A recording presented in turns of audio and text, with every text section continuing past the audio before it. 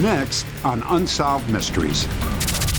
Wherever this young man goes, rain mysteriously appears. His friends wonder if he's been possessed by the devil. A dark, lonely road, a minor traffic accident, a brutal attack. Authorities need your help to find a killer. A terrifying accident. This family is searching for the guardian angels who rescued them. And a man calls Philadelphia police and confesses to murdering 2 people. But where are the bodies? Sound intriguing? You bet they are. So stick around. These are unusual cases that you won't want to miss. I'm Dennis Farina, and this is Unsolved Mysteries.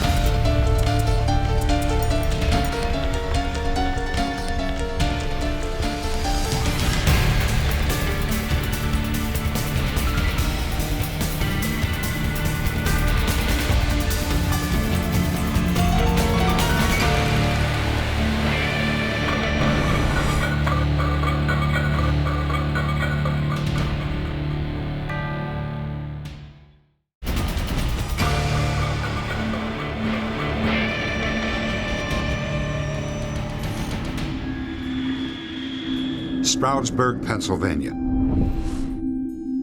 We commit his body to the ground, earth to earth. The funeral of James Kishpaw. Kishpaw's grandson, 21-year-old Don Decker, has been granted a furlough from the county jail to attend the funeral. We would like to invite you to come forward and pay your last respects. Don is serving a 4 to 12-month sentence for receiving stolen property. But no one at the funeral knows that he has a dark secret. His grandfather, the man he now pretends to mourn, physically abused him from the time he was just 7 years old. No other part of the family knew anything about what happened. It was like, you know, like good fighting evil. I basically put it, you know. The evil was gone, and I was hoping, you know, that everything would change. Well, things did change, but not in a way that Don Decker could ever have imagined. After the funeral, he decided to spend the night with his friends Bob and Janine Kiefer, and that's when the unexplained began to happen. It was at the Kiefers' home that all those uneasy feelings stirred up at the funeral came back to haunt Don. Suddenly, he felt a deep chill. At almost the same time, water began to drip from the living room walls. Don fell into a strange, trance-like state. Jeannie, come take a look at this. We've got a leak. They decided to notify the landlord, Ron Van Wy. Getting the rug all wet. Get some pots or a bucket or something. I'm gonna call Ron. The phone rang, and I got a call from my tenant, Bob, and he said, "You have to come down. We have a problem." He says, "Just come down." He says, "But," he says, "you have to come down right away." Hey, Bob, what's up? Thanks, we've got a leak here. When Ron arrived, he was just as puzzled by the problems as the Kiefers. And look, it's on the walls, too. Sure is. We decided that maybe it was some plumbing, but there were no pipes in the front end of the house to leak. There was basically nothing there that the water could have come from. It could be some condensation or ice melting or something like that. After watching it for a while, I discovered that it wasn't only coming from the ceiling down. It could come from the wall over or from the floor up. There was no, you know, no basic direction that it was coming from. You know, it could come from anywhere. Ron telephoned his wife and the police. Officer BAUJAN didn't know what to make of the strange scene, so he brought in his partner, Patrolman Richard WOLBERT. Have eyes on this, man. I'm not sure I'm seeing what I'm seeing. If you don't tell me what's going on, I'm not going to go in there, John. At this point, he was telling me, "I just want you to walk into the house." And I said, "Well, I'm not walking into the house unless you explain to me what I'm walking into." He says, trust me, just walk into the house." I walked in the door, and he came right in behind me, and I couldn't have got 2 steps inside the front door, and I was absolutely pelted. Rich, now you see what I'm talking about. What is this, water? Yeah, it's coming from everywhere. You have a broken pipe? There are no pipes. We were standing just inside the front door, and then there's a droplet of water traveling horizontally, and it just passed right between us and just traveled out into the next room. That happens all the time. Unbelievable. And this is only happening in this room. The rest of the house is dry. Come look in the dining room. It's not happening there. I literally had a chill going up my spine. It make the hair stand up on your neck. That's how I felt. This was a situation where things were happening that I never, ever dreamed could possibly happen, and there was no way of explaining what was going on. We're gonna get you outside and we're gonna take it from there. At this point, the officers left to report the incident to the police chief. The Kiefers and Don walked across the street for something to eat. Ron and his wife remained at the house. They left, and everything else left too. The rain stopped. The house was normal. Ron, look, it's stopping. We were kind of thinking that maybe it was coming from them, and we weren't sure at that time which one, but we kind of figured, you know, because when they left, it left, you know, so we were sure it had something to do with one of them. It had now been 23 hours since the mysterious rain began. Pam SCROFANO owned the restaurant across from the Kiefers' house. She had visited them earlier that day and seen the rain firsthand.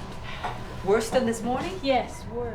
Pam was convinced that Don Decker was possessed by an evil spirit. No, you should probably call the church. Have the priest come over and take a look at You look, Donnie, and he was like in a trance. He would look at you, but not knowing that you were there. I said to Jeannie, I said, he's got to be possessed. Oh my God. Oh my God. We sitting there.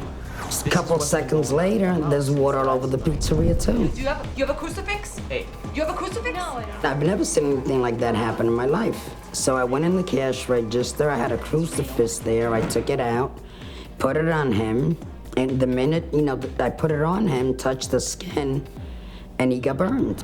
It burned. The cross burned him, and it turned black. This boy is possessed. You have to call the church. You have to have the priest. There's no way that anybody could have played a joke like that. This was real. Donnie was doing it himself. And he was doing it without realizing it, that he was doing it. Take him to the church and have the priest come and look at him. That's what you should do. Even Don Decker began to believe that he was somehow responsible. The rain in the restaurant was the last straw. That made me more sure that I had something to do with it, because it was following me. And it didn't start raining in the house until I got there. They were living there, nothing ever happened. And that's when I started realizing that was me. It's not a coincidence. They think it's him. I don't buy it. This is horrible. I'm sick of being in the Back rain. at the Kiefers' house, the landlord's wife confronted Don, accusing him of somehow causing all the trouble. This is your fault. You made it rain in the living room. You made it rain in Pam's place. This is all your fault. It's you, Donnie. You're the one that's doing this, and you have to make it stop. The pots and pans that were over the stove, they started rattling. That's when I got levitated off the floor. Donnie! It wasn't like somebody taking your hand and pushing you. It was like feeling it all over your body at one. And I'm a big guy, I always have been assertive, and that made me felt like a newborn.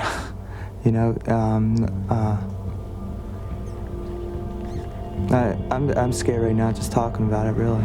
I believe that there was I don't know if you'd call it an evil spirit, but whatever, a demon, possessed his body and caused this.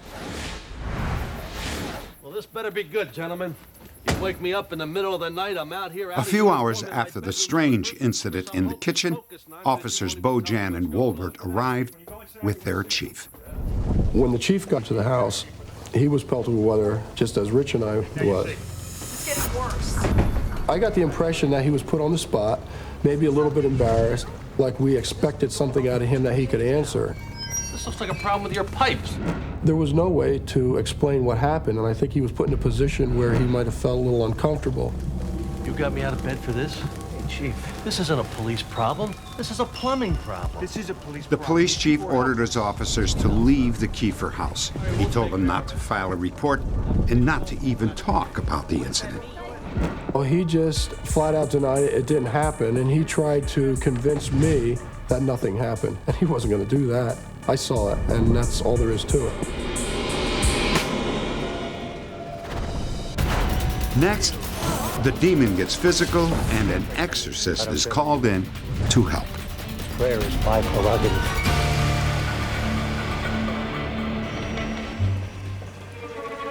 The mysterious rain inside the Kiefer's home continued. But the chief of police denied that anything out of the ordinary was happening. The next day, 3 officers ignored the orders of their police chief. They went to the Kiefer home to continue their investigation. Nice and loose. One of those officers was Bill Davies. This will just take a second. Hey, bring your hands behind your back. We're standing there, and I gave Mr. Decker this gold cross to hold. Just hold on to that. The next thing is it's burning my hands, Burns! and there's no explanation for it. When you picked it up, when you grabbed it, not hot, but it's hot. And that's when I held onto it. Hey, what's going on here? Hey, guys. Oh, no. Starting to rain in here now. All of a sudden, he lifted up off the ground and he flew across the room with the force of though a bus had hit him.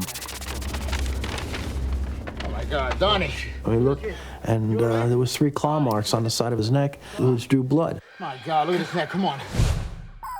I have no answer for it whatsoever, and I just draw a blank, even to today. I've been a cop 40 years, and I never ran anything like this here, never. I mean, there's always an explanation when something happens. If you got investigated, you come up with something, this is why it happened. This case here, there is no explanation. There's an evil upon this house. Finally, on the 3rd night, Ron Van Wy asked the preacher to come to his house and try an exorcism. We all must kneel and pray. Every Protestant minister and Catholic priest in Stroudsburg had turned Ron down. Who art in heaven? As she started to pray, Donnie went into a convulsion. You know, he started to shake. He pulled himself up into like a ball. And the longer she prayed, he started to relax then. His whole body seemed to quiet completely down. And as you're standing there watching this, you could feel the house itself seemed to take on a total different feeling. Trespass against us. Lead us not into temptation. And by the time she got done praying, the water was gone. And that was the last that we saw of any water at the house at all. The mysterious rain was gone, and Don Decker appeared to return to his old self, but the change was only temporary. After his furlough, Don returned to jail. Within a few days, the mysterious rain returned. Guard! Guard! Get me out of here! What's the problem here? Look at me. I'm soaking wet. It's all wet. Now get me out of here! Drake, can you get him out of here? They put me in a maximum security cell, and I was in there with another inmate. And I was thinking, you know, I wish to make it rain in here. And all of a sudden, water just started coming out of a concrete floor. And at that point, I thought I could do stuff. What are you doing? You throwing water on the cell walls from the sink or from the toilet or something? Huh? I can control it. According to Don, he now realized that he could control the rain at will. You can control the rain. I tell you what, if you can control the rain, make it rain in the warden's office. Make it rain in Dave Keenhold's office. I was sitting at the desk and I was writing a report. I was all by myself in the administration area. Nobody else was around. It was approximately 8 o'clock in the evening. At the time, I didn't feel anything. My shirt was drooping down. Yeah, come in. Excuse me, Warden. I was just down talking to I didn't know what was going on, and the officer told me to look at my shirt. What did you do? It's a brand new shirt. And right here on about the center of my sternum, about 4 inches long, 2 inches wide, I was just saturated with water. He said he could make it I was rain. startled. I was scared. So was the officer. The officer was very frightened at that particular time. And I just didn't have an explanation of why it happened.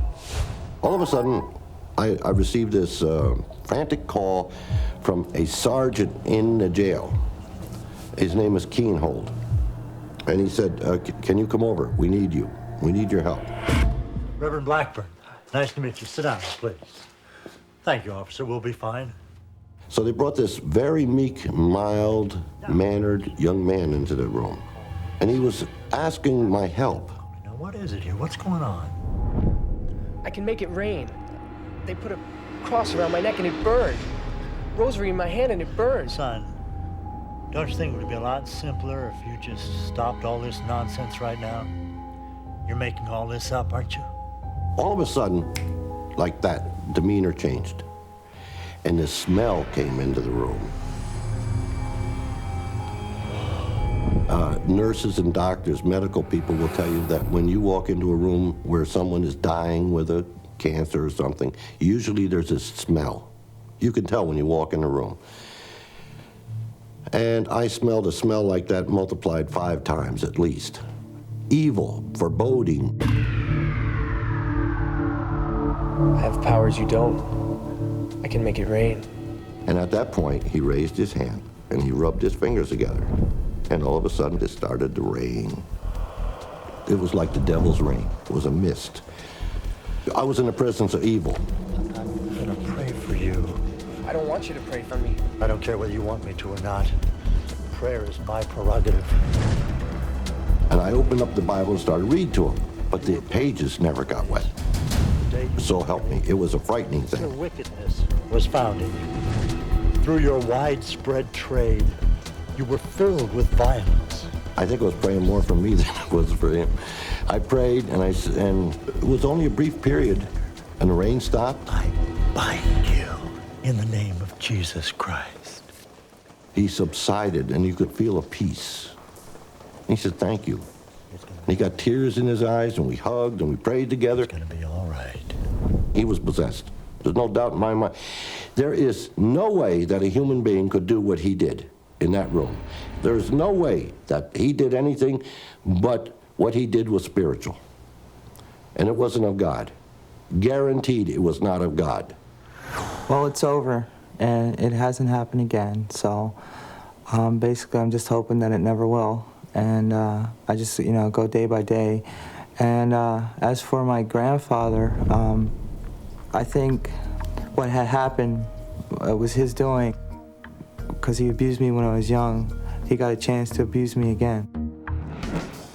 Chip Decker, no relation to Don, and Peter Jordan are the main paranormal researchers on this case. I think what makes this case very unique is that all of the witnesses are so credible. We're dealing with very good, well-seasoned police officers that were obviously rather frightened and shaken by this, but also had the powers of observation. The Donald Decker case, the Rainboy case, is by far the singularly most fascinating and important case I have ever personally been involved in. That does not mean that I believe that it necessarily is proof positive to me of demonic infestation, but is the case in my own personal experience up to this point that comes the closest to that hypothesis. It burns. Just leave it on. No. Just leave In it on. all, 9 eyewitnesses plus Don himself were willing to go on record saying that they saw, heard, and felt phenomena apparently not of this world. And they continue to believe Don was possessed by the devil. They have found no other explanation for these bizarre events. Next, a deputy sheriff is murdered because of the color of his skin. Maybe you can help bring his killers to justice.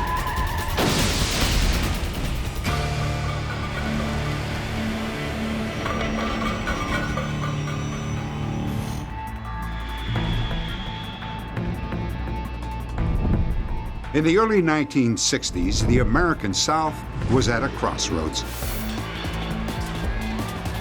With segregation starting to crumble, blacks and whites faced off intense, often violent confrontations. In Washington Parish, Louisiana, the black community began to push for integration of the sheriff's department.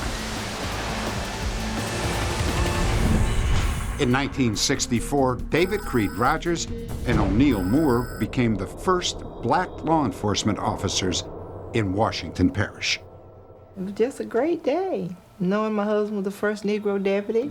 He got in his car and he turned his radio on and reported in, and we were just tickled. At that time, feelings were running very high, very high. And people, some people, not all people, was against the blacks taking a part in any part of law enforcement or anything. O'Neill Moore and Creed Rogers were working in a white world that barely tolerated their presence. Nevertheless, they persevered. But it was a very, very dangerous situation, and it all caught up with them one summer night in 1965.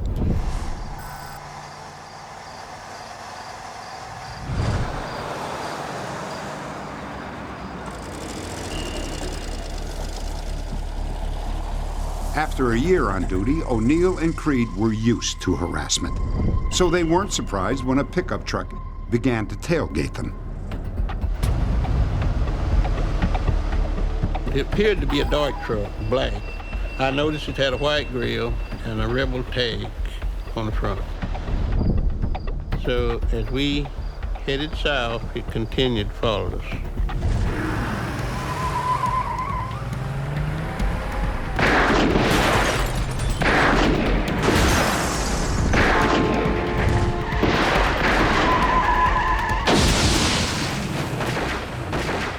The car hit the tree, and they passed still shooting, and evidently the last shot got him, it knocked him over on me. You guys all right?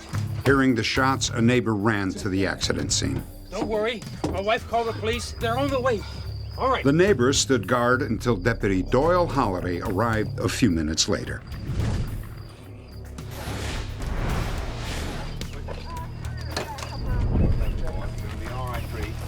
When I got up there, I found Deputy O'Neill Moore dead and Deputy Creed Rogers all shot up.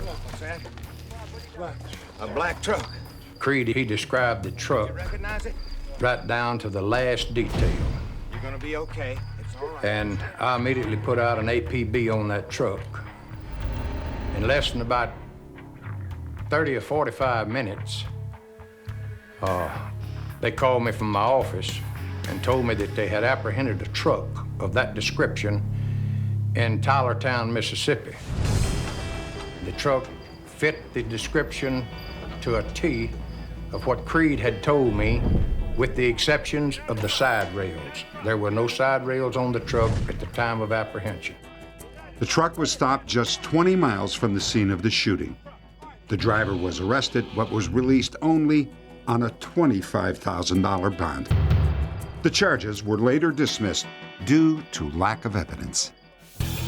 Suspicion soon focused on the Ku Klux Klan, but the local chapter immediately denied any involvement. Racial tensions increased, but the sheriff refused to give in to the pressure. O'Neill Moore was replaced by another black deputy. They really didn't accomplish anything, because when they trying to get rid of Creed and O'Neill, it didn't frighten them. They just give others more get up and go about them. It really give them more courage. They wasn't gonna get the black deputies off of the sheriff's department, because it wasn't any time after that until the sheriff called me one day and told me to go and hire another one. Well, we can't get on it before first thing in the morning. Doyle Holliday continued his investigation. And then, 2 weeks after the shooting, he became a victim of violence. After I got through talking to the sheriff, I went over and sat down on the couch. That's when the shot rang out. And I hollered, "Get down," and I grabbed my gun that was laying on the table and went out the door, fired. And they immediately took off. might have been stepping on somebody's toes, I don't know. But I don't know why they picked me out, singled me out, because even had they backed me down, which they didn't, they still had the FBI and the state police to contend with. The governor of Louisiana offered a $25,000 reward. Still, local residents refused to cooperate with the FBI or the sheriff. The case was declared inactive in 1967. Years ago, the Klan was so strong that the people would not open their mouth. They would not give you a lead on anything for fear of their house being burnt or some member of their family being hurt or something to that effect. Back then, they didn't want anything to do with the FBI, the state police, or the local police.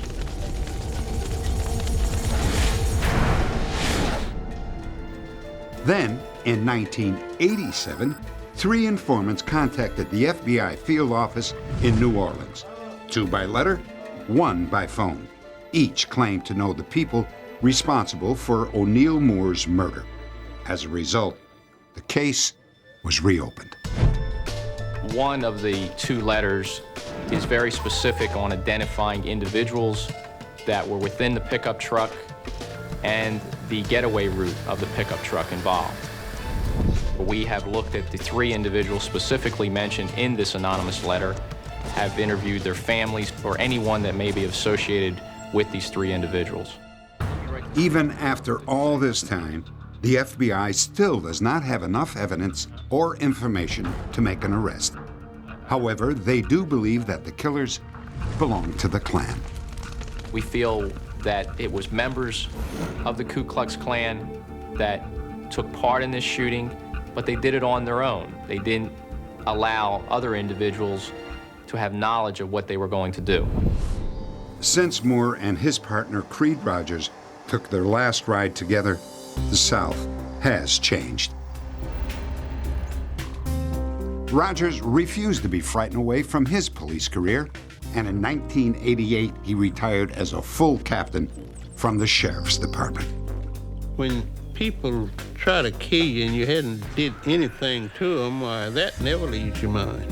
Sometimes you wonder if they're still out there, still wanting to try it. It's a bad feeling. I think that a lot of people that was involved back then are getting on up in years like myself, and they don't want to go face the Almighty with that on their conscience. And I think before the final day, somebody's going to get it off of their chest. The FBI is offering a $20,000 reward for information leading to the apprehension of O'Neill Moore's killers. If you have any information, please log on to our website at unsolved.com. Next, a grateful family searches for the Good Samaritans who saved their lives. And later, the only clues in a murder case come from the victim himself, just before he dies.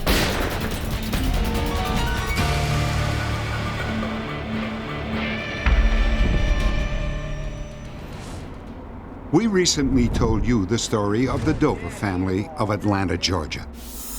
They were headed to Mexico to celebrate the Christmas holidays with relatives.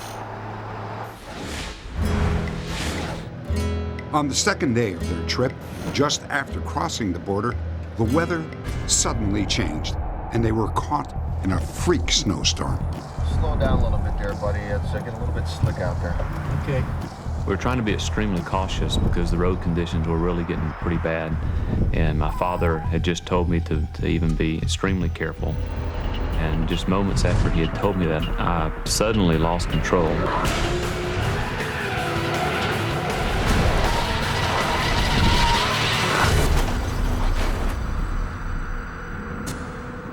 All 4 people in the other car were killed. The 6 members of the Dover party were still alive, but seriously hurt. Luckily, an American couple, one of whom was a doctor, arrived at the crash scene minutes later. They pulled the Dovers from the wreckage and gave them the medical care they so badly needed. We had a pulse? Getting a pulse here. Okay, come in. I feel like it was a miracle. Many times it's an accident, and we just drive by an accident. And they could have done that day, but they didn't. They stopped. And through their stopping, they saved the lives of our family. And we just want to say thank you. Update. When the Dover story aired, a viewer called our phone center. She said that some friends of hers told her the very same story of the car accident. It was clear that Dr. Nancy Neff Hannan and her husband John were the Dover's guardian angels. Later that evening, the Hannans spoke to Vance Dover. Vance said, well, we found them. That was it. We found them, they've called. And so it's like, you could hear a pin drop on the floor. It's like, we couldn't wait. After 11 years, we found that these angels were real human beings. A few weeks later, 30 members of the Dover family gathered to meet the Hannans and talk about that fateful Christmas Eve. This is the lady doctor. There was a lady in the front seat which had turned sideways, so I had to lift her up because the front seat had broken off its pedestal. Sort of supported that, kind of wedged myself in there, supported that with my shoulder as I tried to get David out. I remember the pain of somebody pulling me out, because I guess that maybe is where I woke up or whatever, because and my leg hurt really bad. I guess as a physician, that was one of the most helpless feelings I've ever had. I mean, to have the knowledge and everything, but not the tools to do anything. It was just really frustrating. I mean, to us, you were like an angel from God, both of you. And had you not been there, the whole family could have possibly died. And you were so instrumental. And so we just wanted to say thank you. Linda.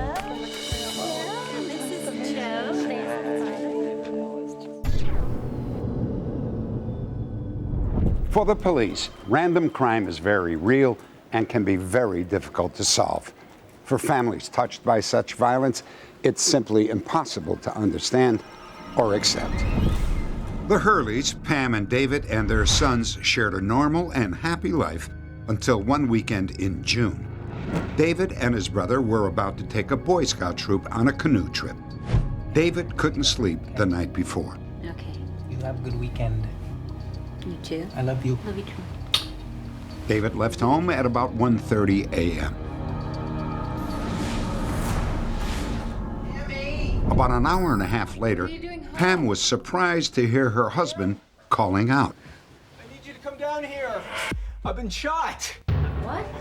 I've been shot. What are you talking about? I was stunned and thoroughly shocked. I just couldn't comprehend that he had been shot. That was just too unbelievable.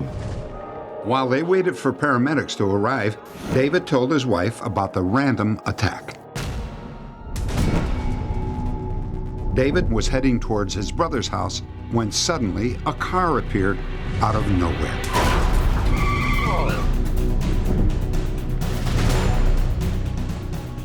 David thought that he and the other driver would just exchange insurance information, and that would be it. Hey, man, what's going on? What the hell are you talking about?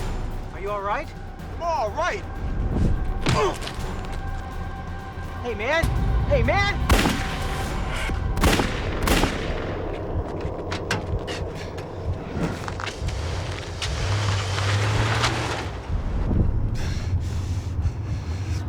He said all he can remember is getting in the van and trying desperately to get home, to get away. Average size. Police and paramedics arrived at around 3:30 a.m., and David told his story again. He was calm for a person who had just been shot.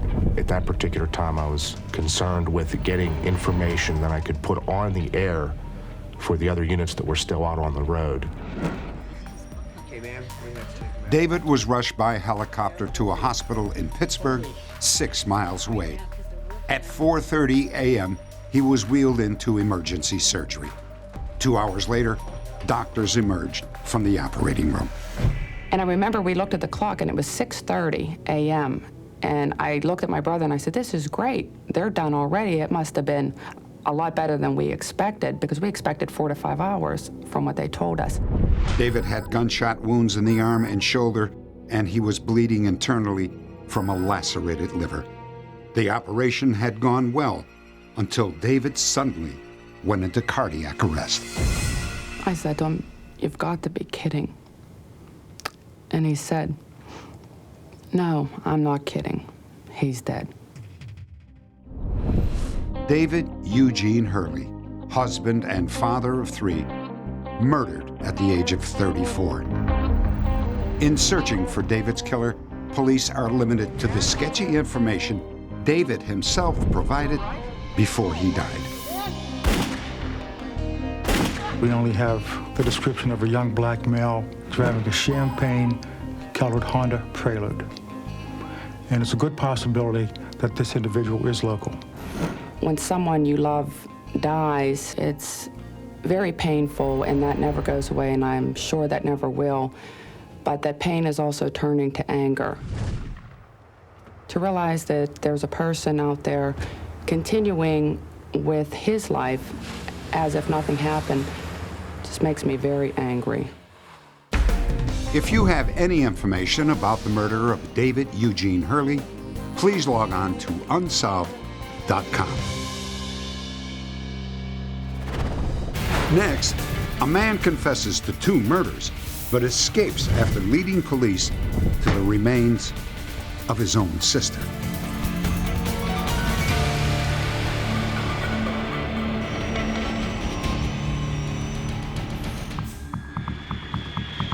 Philadelphia, Pennsylvania. Police Detective Pat Brennan receives a phone call from Julius Patterson, an ex-con who had served time for rape. We'll find a body. Whose body? Out of the blue, Patterson confesses that he and his girlfriend, Paulette Height, have killed 2 people. Patterson? And when did Paulette Height kill your sister? Patterson says one of the victims was his own sister, and he even reveals where the body can be found. He was like a man on a mission. He was out to convince me and anyone else that would listen to him that what he had to say was real, and he was out to make the police act on it. With this urgency in his voice and the detail to what he was saying to us just made me feel that everything he was saying was the truth and would be founded. Detectives rushed to the address Patterson gave. Yeah? Hi, ma'am. I'm sorry to bother you. We're from the police department. How do you know he was telling the truth? Well, we had to check it out, ma'am. It's probably just a crank call, hopefully. Patterson had told detectives to look for a discolored patch of cement in the basement. At the foot of the steps, under an old carpet, they found it. Using sledgehammers and shovels, the investigators begin to dig. Like me. Yeah. Yeah, thank you. Get a body. Julius Patterson was telling the truth. Let me get a shot. Yeah, we gotta get shot. How about a scale? Julius Patterson has to be the worst type of person possible. For somebody to want to kill your sister, it's just mind-boggling. Like I said, I've never seen that in my entire police career. Julius Patterson and his girlfriend Paulette Height were caretakers for Patterson's sister, Jessie. They had all lived together in the same house. Other members of the Patterson family confirmed that Jessie had mysteriously vanished 5 years earlier. Testing confirmed that the bones were in fact those of 26-year-old Jessie Patterson. She had been born blind, deaf, and mute. Her brother had murdered Jessie to cash in on her Social Security benefits. Julius Patterson also confessed to a second murder. Hall Luther Gordon suffered from Alzheimer's disease. Like Patterson's sister, Gordon was also under the care of Patterson and his girlfriend, Paulette. If you look at both of the individuals, Hall Luther Gordon and Jessie Patterson, both of these people, for totally different reasons, were incapable of taking care of themselves and were completely at the mercy of the people that were entrusted with their care. Because someone took advantage of that situation And that in itself is not that unusual, unfortunately. But the fact that they actually went on to kill them for no other reason than to increase their own wealth, yes, that did take a special significance for us. These pictures of Patterson and Height were taken by a bank ATM camera. Authorities believe that over a 10-year period, the pair may have stolen as much as $150,000 from their victims. Yeah, I'm coming. Detectives traced the missing fugitives to a motel in South New Jersey. Got a photograph. Does this mean anything to you? The Patterson and Height had moved out the week before. They were now on the run. Update. After the story aired, Paulette Height's former employer called our phone center. He reported that she had been working in a New Jersey fast food restaurant under an assumed name. They gave us a Social Security number she used, and the FBI tracked that Social Security number to a welfare recipient in New York City. FBI agents in New York City Police Department staked out the location where she was to pick up her checks. At that time, both Julius Patterson and Paulette Height were apprehended. Patterson led police to this empty warehouse in North Philadelphia. It was here they found the partial remains of Hall Luther Gordon.